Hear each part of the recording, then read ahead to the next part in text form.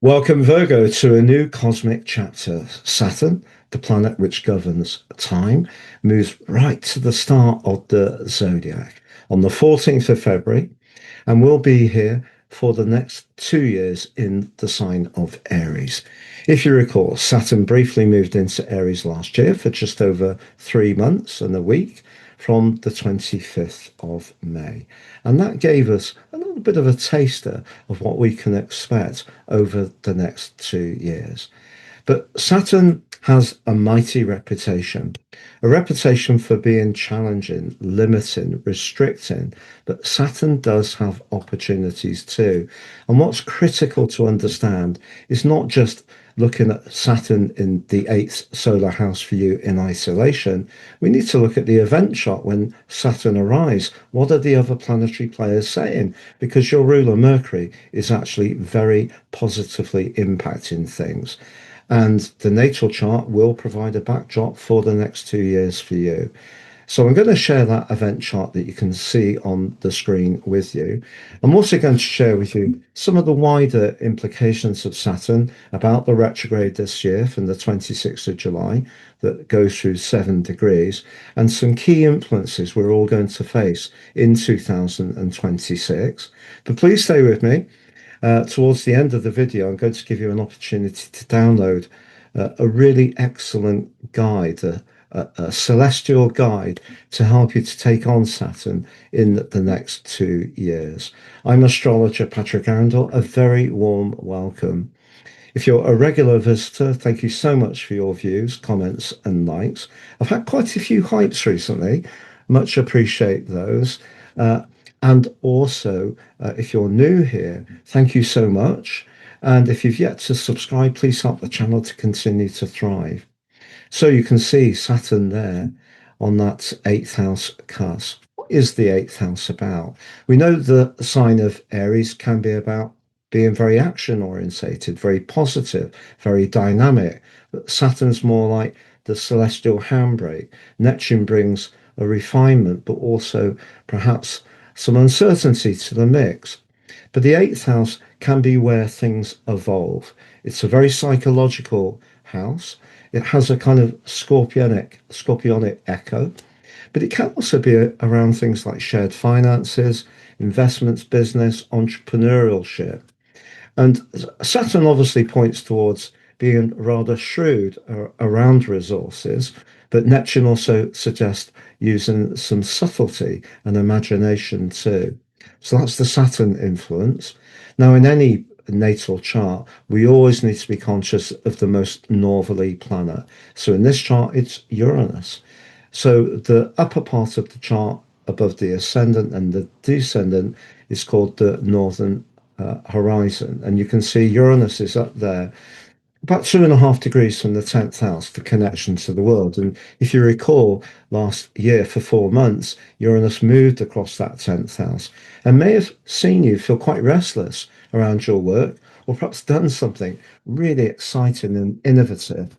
But over the last years, since March 2019 full time, Uranus has been pushing you to be a bit more daring and perhaps uh, independent minded for a sign like yours that has a very strong understanding of commitment, obligations, doing things in a proper way, not taking shortcuts.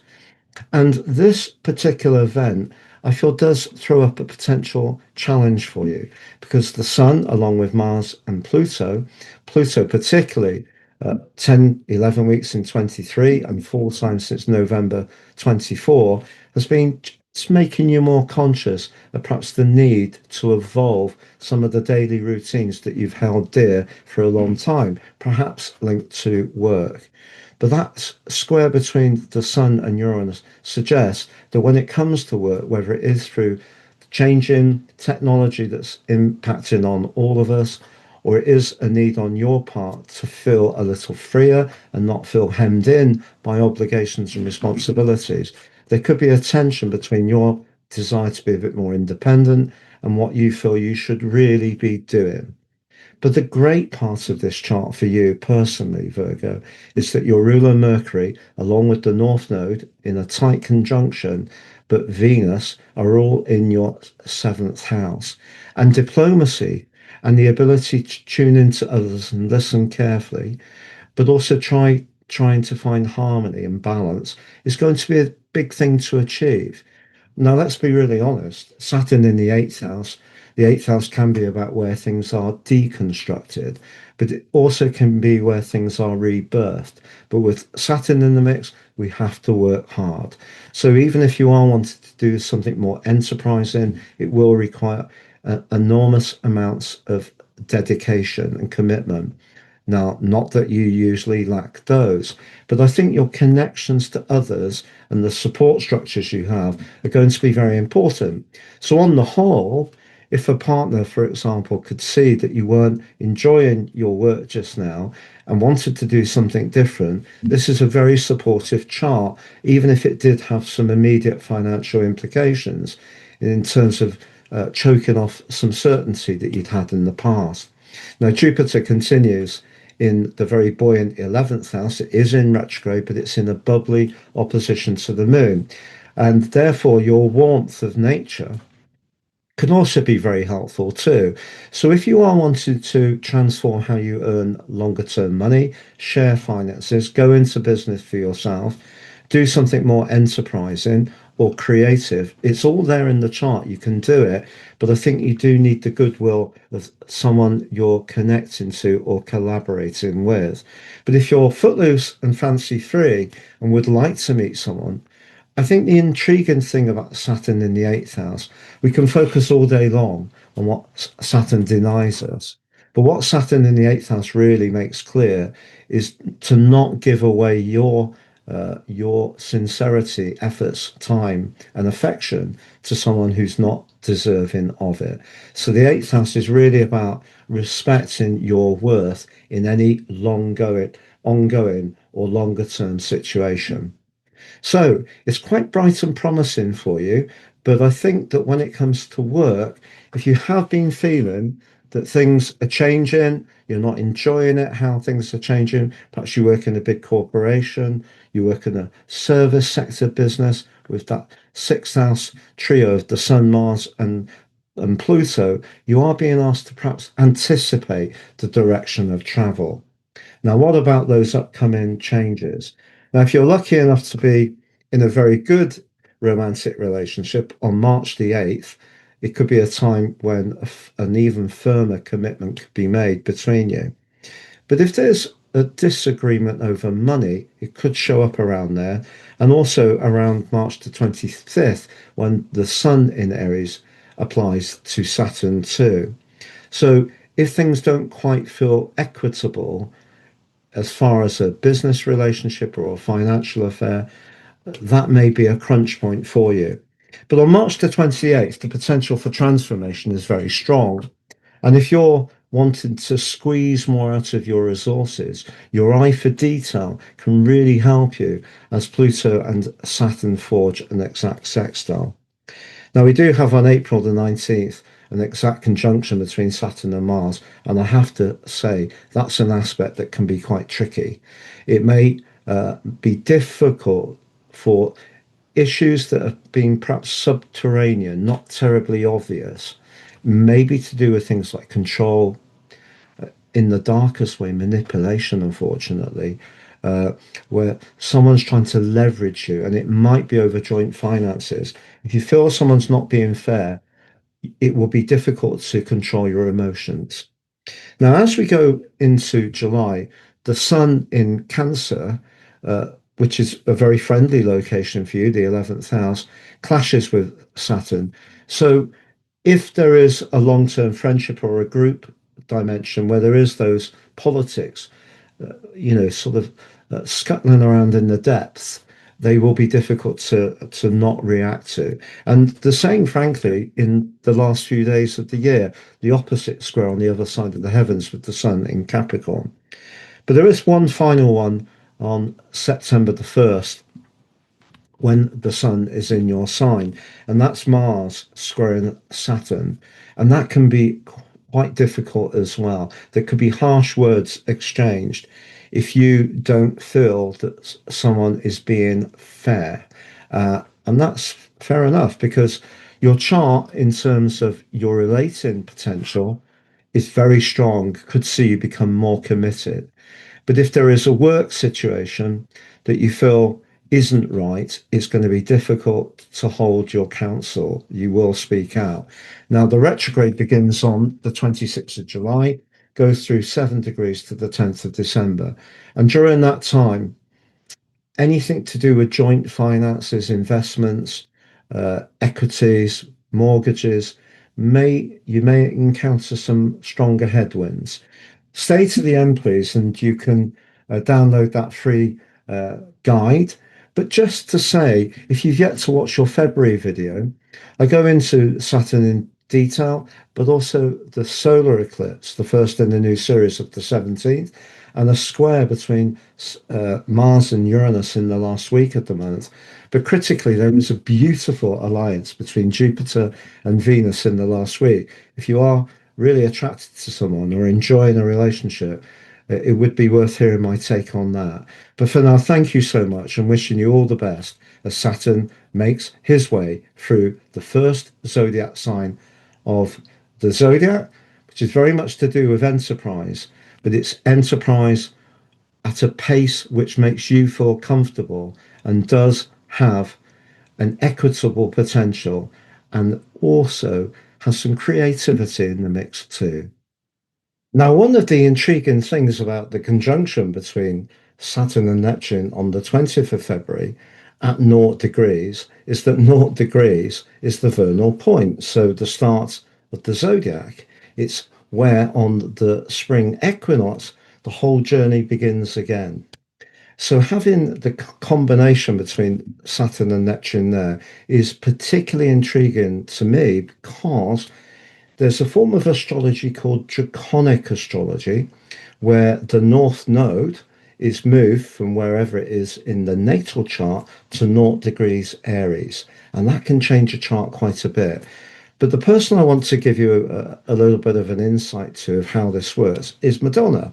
So on the screen is Madonna's nativity, and she was a Leo. So obviously, a person who's a performer has to have a degree of glow and radiance and magnetism, and having the sun, but also Uranus in the sign of Leo, along with Venus. Venus, I think, is the love of theatrics. Uranus is the confidence to be different. I think the sun being in the third decan of the sign of Leo, subruled by Mars, is the passion, but also a bit more edge. You can also see when it comes to the edge that Uranus and Mars are in a square. So that gives this person an appreciation of being provocative. Mars is the most prominent planet in the whole chart. So it is going to be very important. It's about pushing boundaries. However, if we dive a little deeper, that cluster of energy in her 12th house points towards someone who could think about things very deeply. Obviously, with the Virgo ascendant and the moon on it, someone who has a great appreciation of their immediate environment. But I feel that's the side of Madonna that has a real interest in psychology, healing, and anything to do with mythology and things like the Kabbalah. And in terms of her success, I feel that's driven a lot by the Sun and Jupiter being in a wonderful sextile, so potentially very fortunate. But if we look at that North Node, which I mentioned before, for her it's on a fixed star called Spica, Spica, and people with planets on Spica tend to be very prominent, can be hugely successful, and build up a big following. So the combination between the North Node and Jupiter suggests her life karma, her direction of travel, the North Node, has been about finding balance, interest in the arts, but definitely an ability to make money. So that's her natal chart. But let's look at Madonna's draconic chart. So remember, the North Node is at 2402 in her natal. We go to a draconic, and there is the North Node at 0 degrees Aries. on the exact degree that this Saturn Neptune conjunction is happening. And that's why I wanted to tell you about it. Now, when I did share Madonna's chart a few years ago and said that she was a Leo, I had loads of people write to me and say, no, she's not, she's an Aquarius. But clearly, she is a Leo because she's born on the 16th of August. But in the draconic version of her chart, her sun is on the anaretic degree of Capricorn. So this is a person with a real instinct for business, but also perhaps with the flavor of progressiveness that comes from Aquarius energy, which is the combination still of Pluto and Mercury, very analytical, but uh, the combination of the ascendant and the moon in Aquarius is very much more to do with being groundbreaking than the Virgo in her natal chart, which can be someone who wants to provide services, is very detail orientated, very organized. She may be all of those things, but in this chart, the more radical part of her nature really is that much more visible. She still has the need to perhaps be more meditative, quiet, take time out of the limelight with the 12th house energy.